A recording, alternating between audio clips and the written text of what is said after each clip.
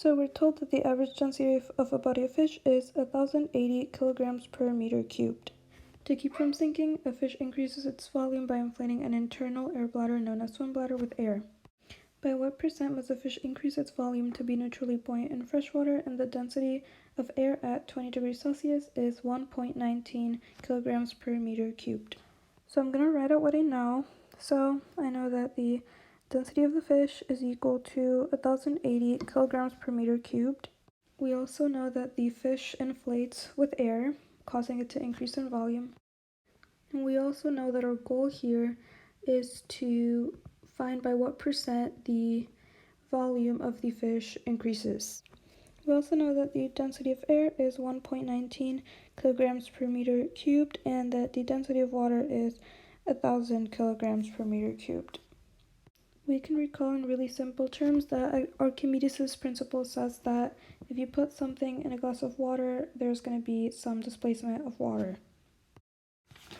And Archimedes' principle tells us that the buoyant force is equal to the weight of the fluid that is displaced. We can write this down as the buoyant force is equal to mg. We know that density is mass divided by volume, and we know that mass is density times volume, so we can plug that into our equation and get that the buoyant force is equal to density times volume times gravity.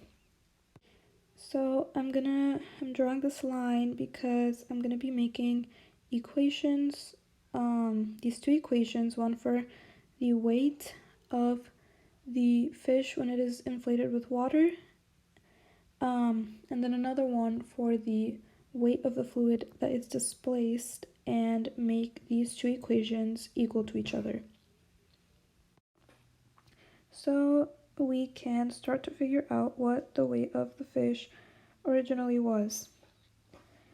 So the weight of the fish was the density of the fish times the volume that the fish originally had times gravity plus the air that the weight of the air that it takes in, which is going to be the density of air times the volume of air that is added times gravity, and that is going to be equal to the weight of the fluid that is displaced, which is going to be equal to the density of water times the original volume plus the volume that is added times gravity.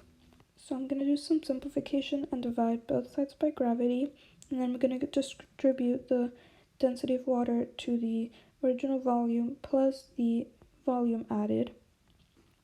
And we're going to get that density of water times the original volume plus the density of water times the volume added is equal to the density of the fish times the original volume plus the density of air times the added volume. And then we can divide both sides by V, and we get that the density of the fish plus the density of air times the volume added divided by the original volume is equal to the density of water plus the density of water times the volume that's added divided by the original volume.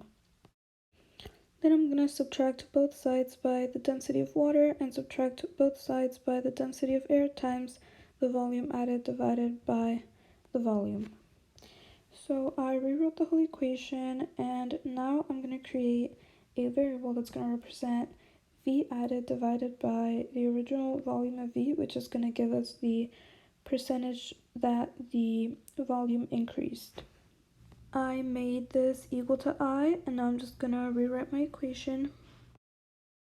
Then I'm going to divide both of the sides by density of water minus density of air. So we get that I is equal to the density of the fish minus the density of water divided by the density of water minus the density of air. Then we can plug in some values. This is going to give us that I is equal to 0.081, which is equal to, times 100, is equal to 8.1%.